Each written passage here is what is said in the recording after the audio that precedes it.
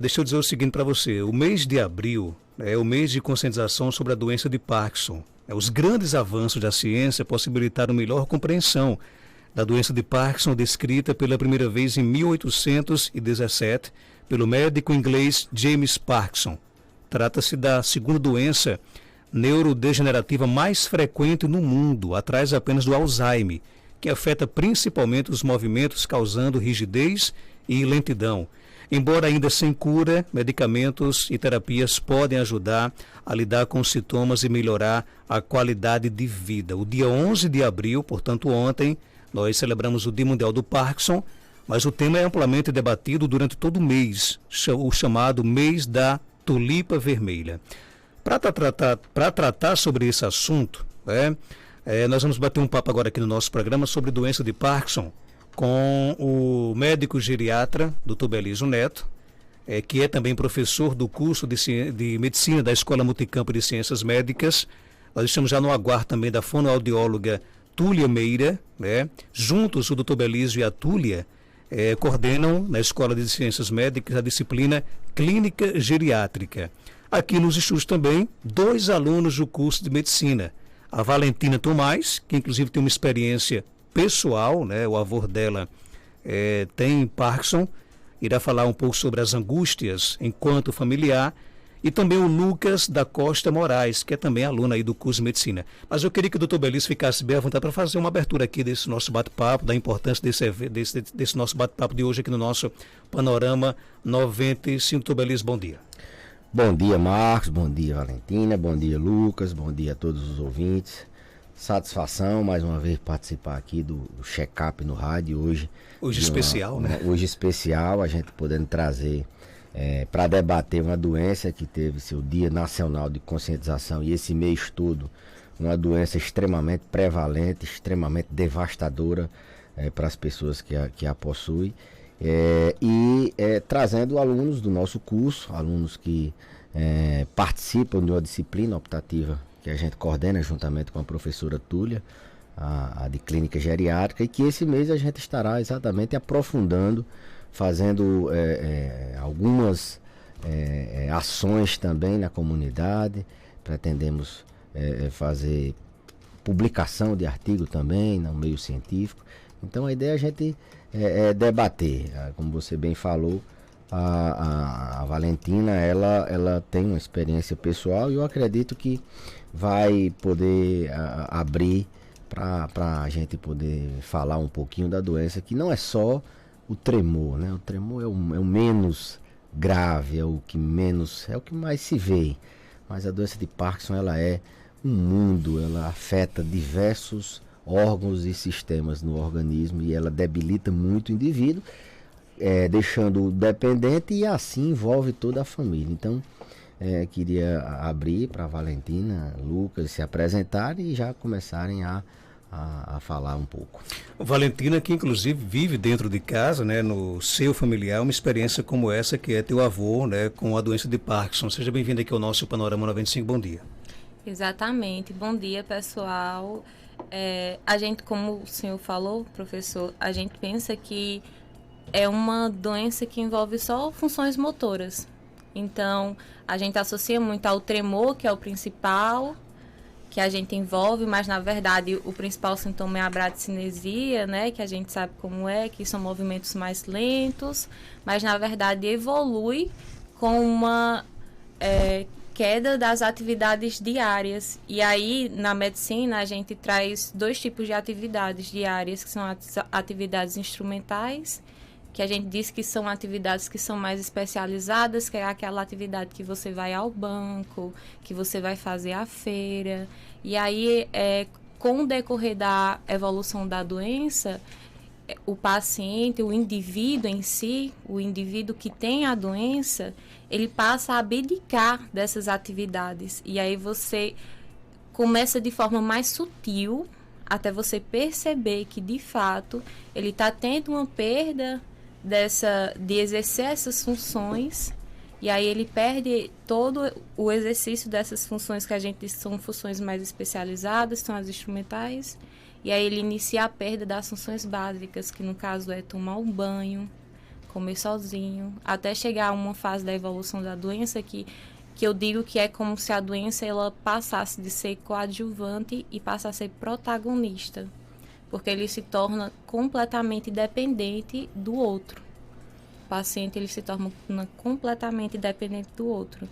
E aí ele perde a capacidade de se alimentar sozinho, de tomar um banho. Eu acho que é esse momento, assim, sabe? Que a gente tem que debater mais, porque às vezes falta muita orientação. Mas com o seu avô foi assim? Como é que você conseguiu identificar? Partiu de você essa sensibilidade? Partiu de sua mãe? Como é que foi esse processo? Meu bisavô ele já tinha um histórico de doença de Parkinson. Então, ele evoluiu com mais de 10 anos, ele usou a sonda por 3 anos, que é um tempo, uma expectativa que a gente tem com um paciente. E após isso, após ele falecer, a gente percebeu que o vovô estava desenvolvendo os tremores, os movimentos lentos, ele sofreu algumas quedas. E aí a gente levou ele ao neuro. Aí o neuro diagnosticou, isso já tem uns 8 a 10 anos também.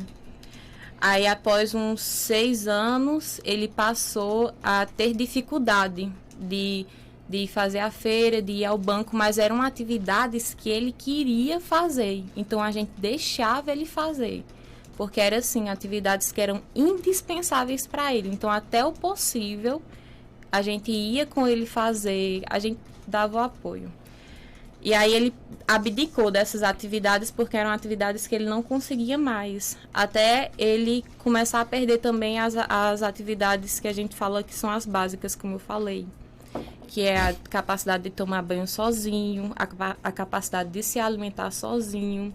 E aí essa capacidade de se alimentar sozinho é algo que sempre nos marcou. Porque ele tem uma evolução de doença, não só da doença de Parkinson, mas a de Chagas. Então, qualquer coisa que acontecia com ele, a gente percebia pela alimentação. Porque ele comia muito. Ele era, como a gente fala, ele era um comedor, sabe? Ele comia muito. Tinha a boca boa. Exatamente. Aí, qualquer coisa que acontecia, que ele ficava um pouco mais doentinho, ele parava de comer. Aí, a gente já levava ao médico. Aí, o que acontecia? A gente percebeu em novembro do ano passado, que ele estava reduzindo a alimentação dele. Mas ele estava reduzindo a alimentação dele porque ele estava com a dificuldade de engolir. E no momento, a gente não associou muito bem, porque eu sou do sertão da Paraíba, eu moro aqui em Caicó, então o pessoal da minha casa sabia que ele tinha essa dificuldade de engolir, sabia que era da doença de Parkinson, mas não associava muito bem de como prosseguir, sabe? E então, ele começou a reduzir, por exemplo. Vou dar um exemplo. Ele tomava 500 ml de suco de manhã, de tarde e de noite, de laranja natural, que eram os horários que ele tomava os medicamentos dele. E aí ele reduziu os 500 ml para 200 ml. Porque ele era, tipo assim, era tudo exagerado as comidas, sabe? Aí ele comia um prato de comida, ele reduziu para metade. E às vezes ele nem conseguia comer toda, porque ele tinha muita dificuldade de engolir. Aí ele estava broncoaspirando. Teve uma vez que eu presenciei. A dificuldade era também com engasgo, ele tossia? Exatamente. Em dezembro, teve um recesso, eu fui para casa. Ele ainda tinha um certo grau de lucidez, mas com muita dificuldade de fazer algumas coisas.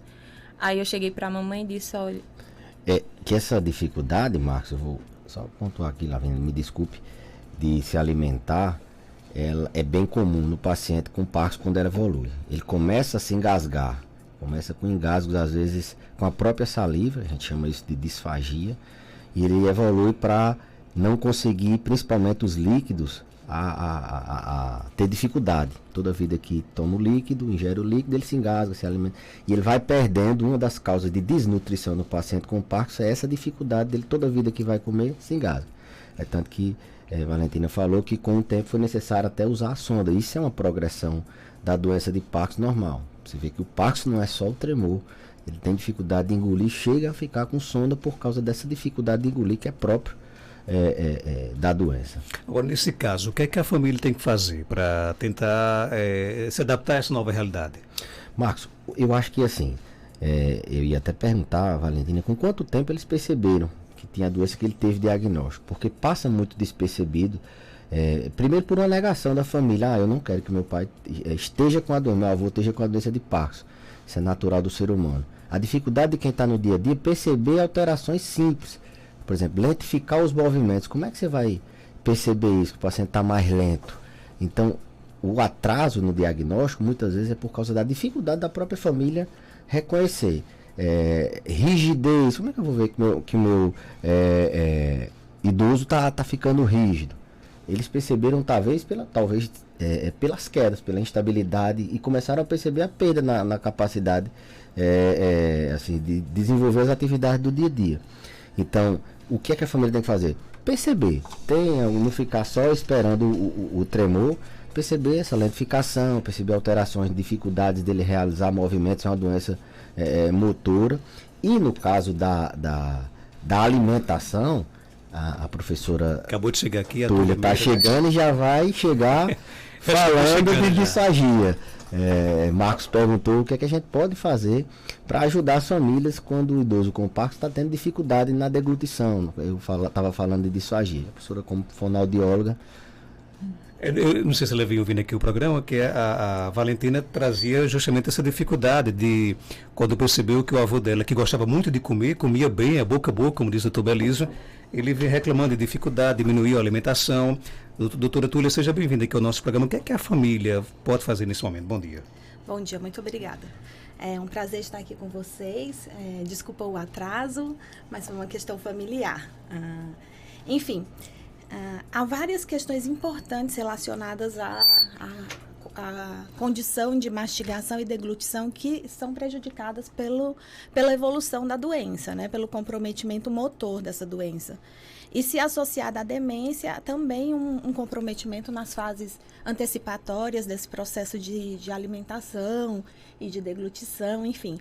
Então, algumas orientações são importantes do ponto de vista de consistência, porque alguns pacientes têm mais dificuldade de comer alimentos sólidos, outros de alimentos pastosos, ou se engasgam somente com líquidos, e isso é preciso que a fono faça uma avaliação para que a gente possa orientar melhor a família quanto à consistência, velocidade e ritmo dessa oferta, dessa ingesta, dessa alimentação.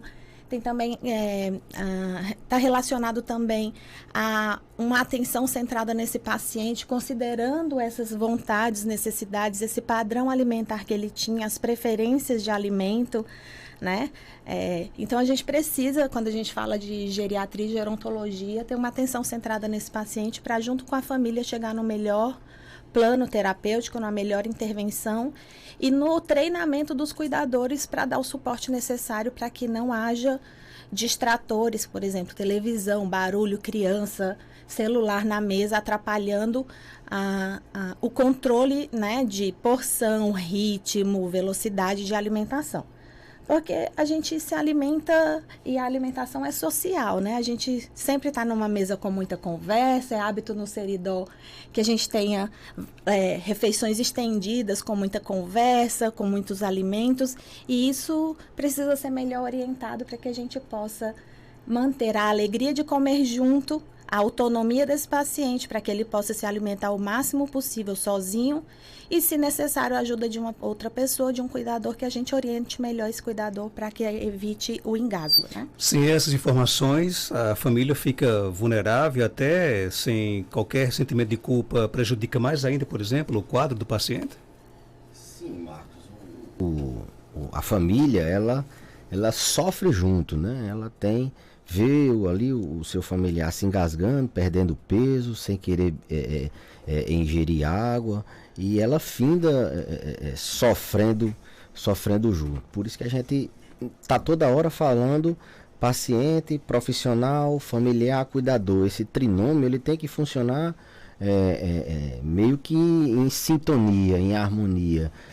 E na doença de Parkinson e todas as doenças que levam à dependência do paciente, o cuidador ele tem que estar, a família tem que estar assim, muito presente, marcadamente participando de todos os eventos. Então, Nesse caso, a família, ela sofre junto, ela tem participação não só ativa, mas também no sofrimento com os pacientes que têm Parkinson e estão com uma das complicações que a gente está falando aqui, que é a complicação da disfagia, da dificuldade de deglutir, do engasgo e da evolução, muitas vezes, para pneumonias aspirativas, que levam o paciente a quadros graves de pneumonia, UTI e assim por diante. Antes de trazer aqui o Lucas, queria que a doutora Túlia também falasse um pouco dessa disciplina, né, que vocês coordenam na Escola Multicampo de Ciências Médicas, a clínica geriátrica. O profissional novo médico, a nova médica formada pelo curso de medicina, ele já consegue sair com essa nova visão, por exemplo, sobre a questão do Parkinson, doutora?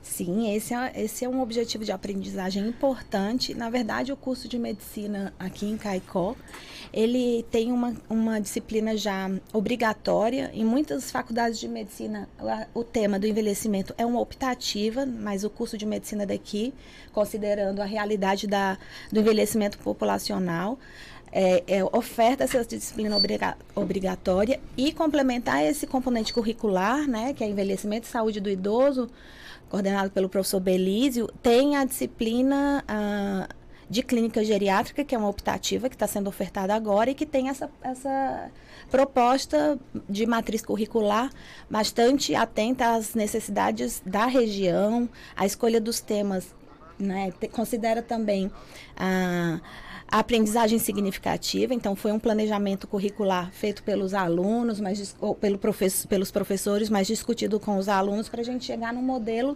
que possa também contemplar as necessidades de aprendizagem do que é esperado nas diretrizes curriculares, mas também do que eles vão encontrar na prática, nas unidades de saúde, na família, não só do ponto de vista das patologias, né, das doenças mais frequentes, mas também numa perspectiva de envelhecimento saudável.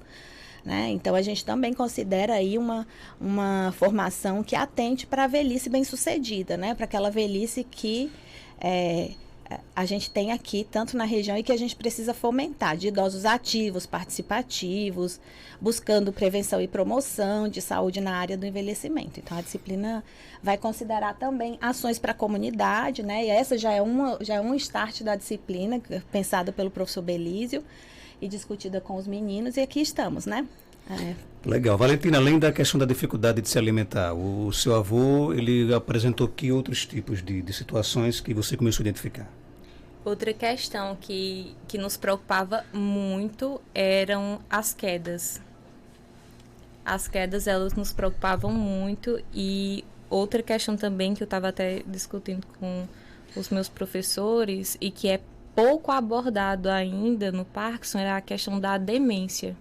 Porque o Parkinson não é apenas sintomas motores, como o tremor e a bradicinesia, que são os movimentos lentos, que é o que a gente mais comenta.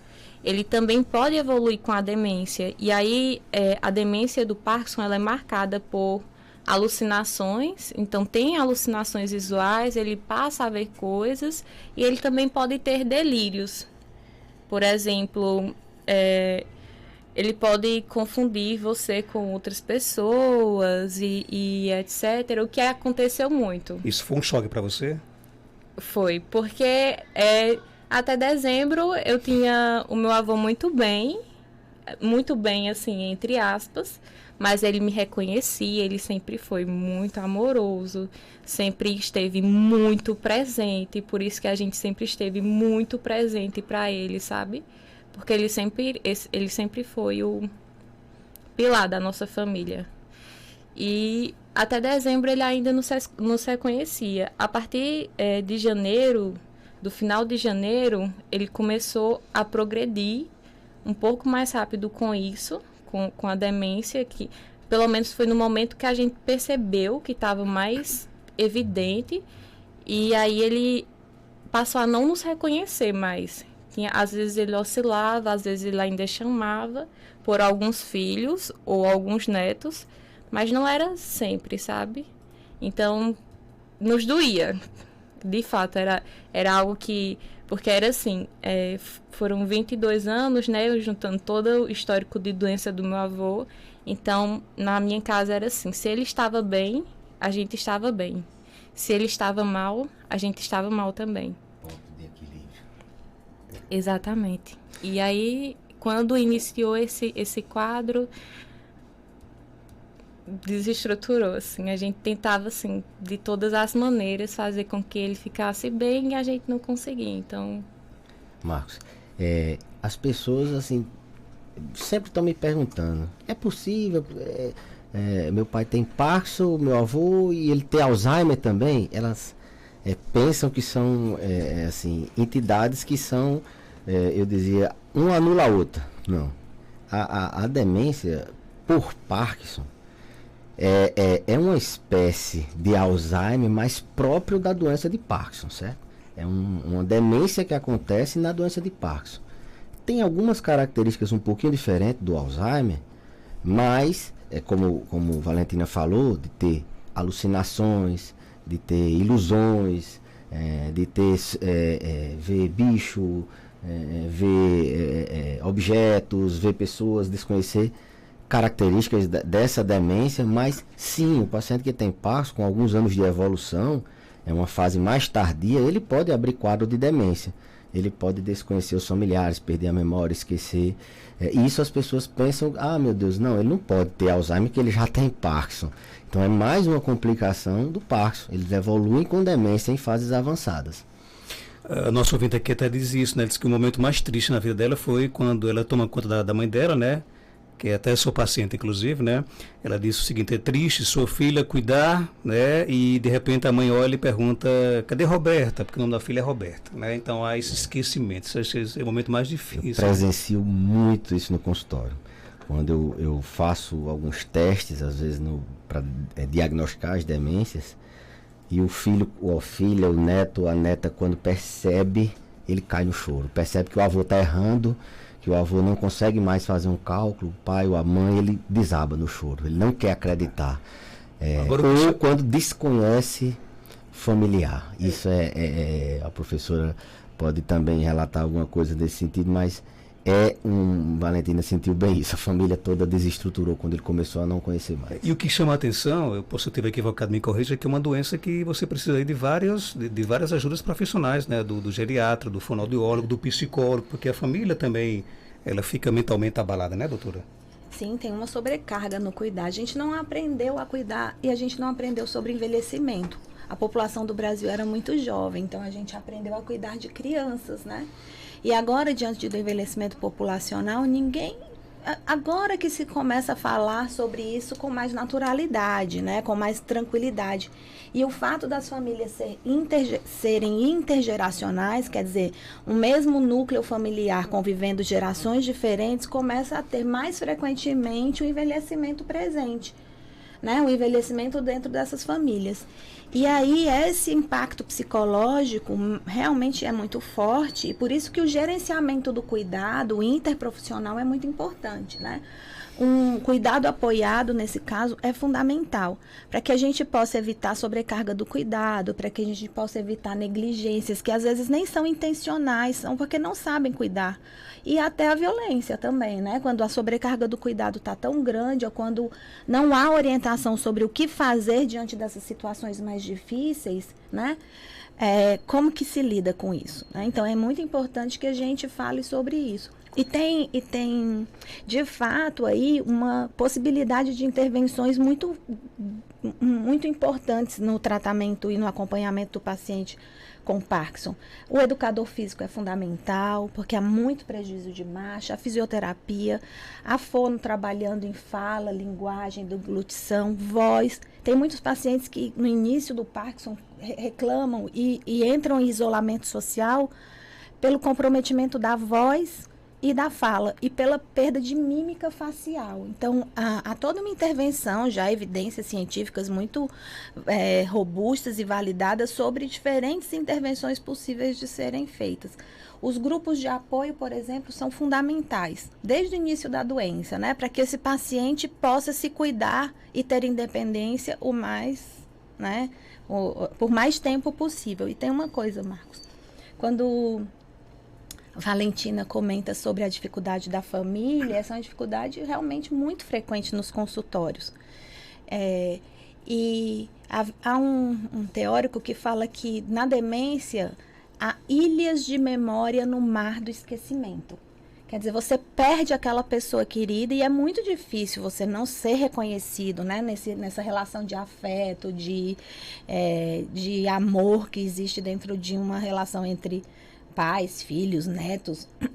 E aí, quando vem uma memória, quando ressurge uma memória, que a gente nem tem como explicar por que vem, né, para a família, mas aparecem essas memórias, são gotas de estímulo que as famílias se agarram e que chegam no consultório e falam: a medicação está fazendo efeito, a intervenção está fazendo efeito, papai me reconheceu, mamãe me reconheceu, vovô me reconheceu. E há diferentes formas de intervir para a gente trabalhar a memória. Reminiscências são muito importantes, que são narrativas com significado dessas pessoas, que melhoram fluência verbal, melhoram memória, melhoram a relação entre as famílias. Música, há projetos lindos de musicoterapia, né, que consideram, então, como as famílias podem estimular essas memórias, usando fotos de caicó antiga, usando fotos de família, objetos significativos. Na MCM a gente tinha um projeto chamado Tenda do Conto, lá em Currais Novos. Já foi publicado. E era no grupo, antes da pandemia, aconteciam grupos de memórias para idosos. E eram fantásticos os relatos desses pacientes, dessas pessoas idosas, né? Então a gente precisa de mais espaços de memória, de reminiscências, para a gente estimular ainda mais essas pessoas e o sentimento de pertencer a esse lugar, né? A esse seridó, né? É muito importante isso. Vou ver aqui o Lucas, né, da Costa Moraes, que também é aluno do curso de Medicina. Lucas, qual é a sua experiência com a disciplina Clínica Geriátrica? Bom dia, seja bem-vindo aqui ao programa. Bom dia. Bom, eu nunca tinha participado dessa disciplina porque ela é optativa, mas a gente já participou da disciplina obrigatória, que o próprio Belize já falou, que foi muito enriquecedora. E agora nessa optativa a gente tem a oportunidade de aprofundar um pouco mais nessa questão, de ter mais contato com esse quadro. E com relação à discussão que já vem sendo feita, é uma doença que 10% por volta dela tem um histórico genético. Então, às vezes, na sua família não tem quadro de Parkinson e um ente querido do nada abre com esse quadro de Parkinson. E nossa sociedade, a gente tem uma cultura de que, quando a pessoa envelhece, ela começa a desenvolver certos problemas, certas condições, e nisso entra o quadro de negação, que já foi falado, de que, meu avô tá com um problema de deglutir, tá com um problema de fazer movimentos, isso é normal da idade, mas isso é uma visão muito incorreta, porque existe o envelhecer saudável, não é porque a pessoa envelhece que ela vai ter doença, e nisso aí você prolonga o diagnóstico, porque como a própria família de Valentina... como Valentina falou aqui, a família estava ignorando certos indícios de que estava acontecendo esse processo, essa dificuldade, e isso meio que prolongou o diagnóstico para o neurologista. Talvez não soubesse como perceber, né? Sim. Tem essa dificuldade de perceber porque ela também é chamada de doença do floco de neve porque cada pessoa desenvolve sintomas de uma maneira específica. Alguma pessoa pode abrir com um quadro de tremor, outras já podem evoluir com um quadro de tremor mais à frente. E isso meio que deixa a família um pouco debilitada, porque ela geralmente não está preparada para lidar com todos esses sintomas específicos. E por isso que esse acompanhamento é importante, sobretudo para a questão psicológica, que geralmente as pessoas focam muito na doença de Parkinson e esquecem a questão psicológica que envolve tanto a pessoa quanto a família. Quadros de depressão no idoso com Parkinson são muito comuns, 60%. E os próprios cuidadores, geralmente, os cuidadores sofrem muita relação porque com a progressão da doença, a pessoa se torna muito dependente. Geralmente o cuidador, ele passa boa parte do dia cuidando, ajuda naquela pessoa que pode estar com essas questões demenciais, então já pode apresentar esse quadro de não reconhecer a pessoa. Então, toda a família é envolvida nessa questão psicológica que geralmente não é tão atentada.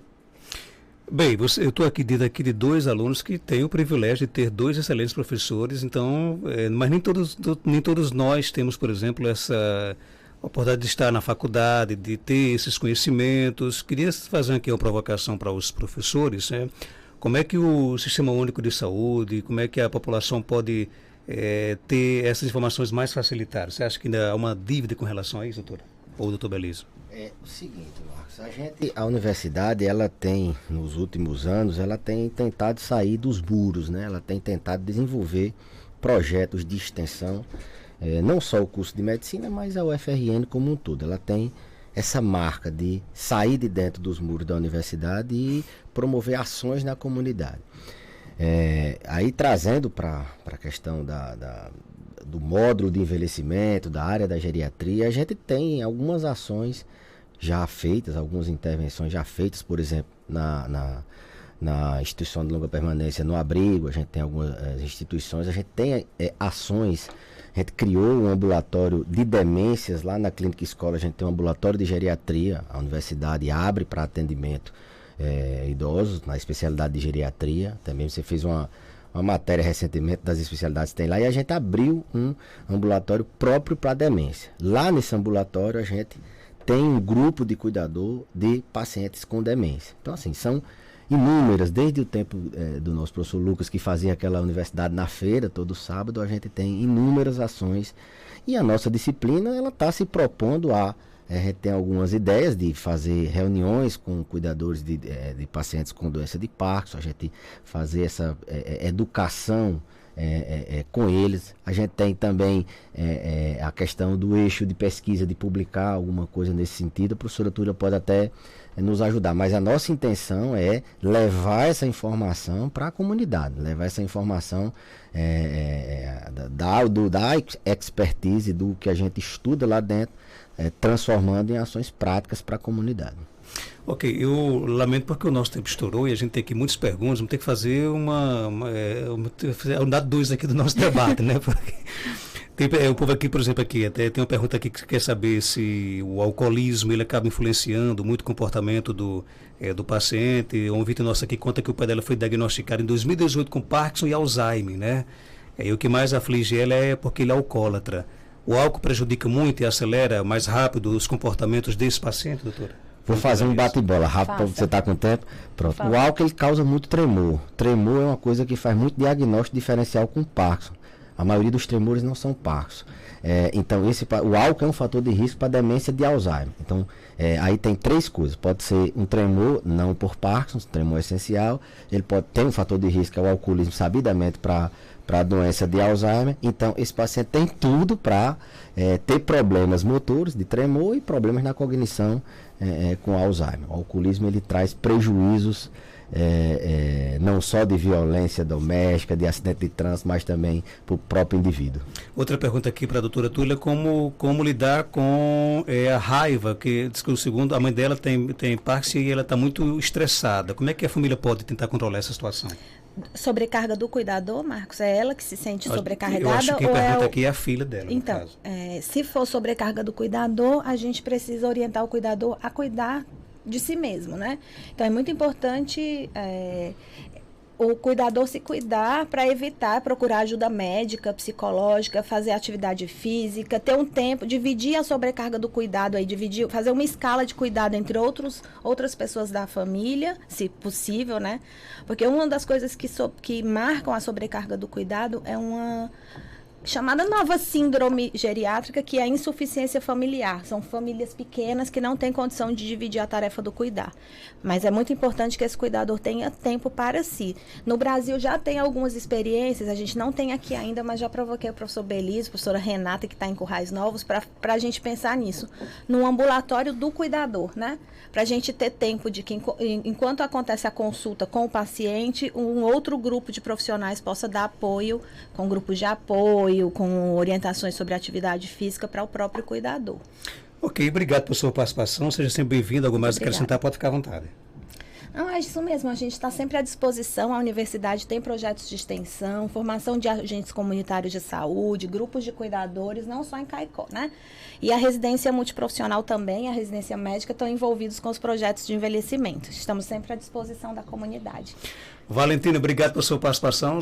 Quando você fala no seu avô, você chega e se emociona, né? Então, algo mais a acrescentar, pode ficar à vontade. Eu que agradeço por estar aqui participando com vocês. Eu acho muito importante levar isso para a comunidade, porque é algo que necessita de orientação mesmo, sabe? São doenças que ainda são pouco abordadas, apesar de ter uma prevalência nos últimos anos, de ter aumentado. Então, eu agradeço por essa oportunidade. De onde você é?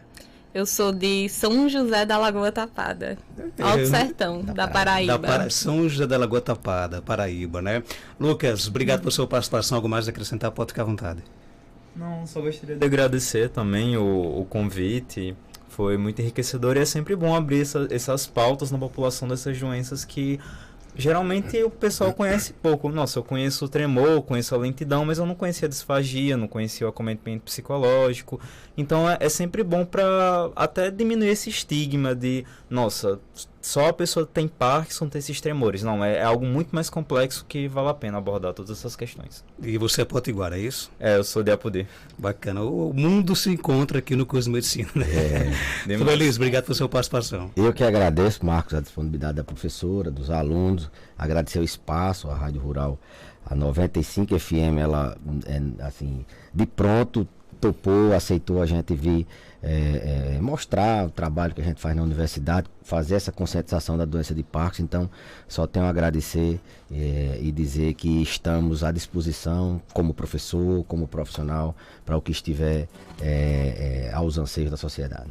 Volto já com a entrevista com a governadora Fátima Bezerra aqui no nosso Panorama 95. Abraço, a gente volta já com mais informações.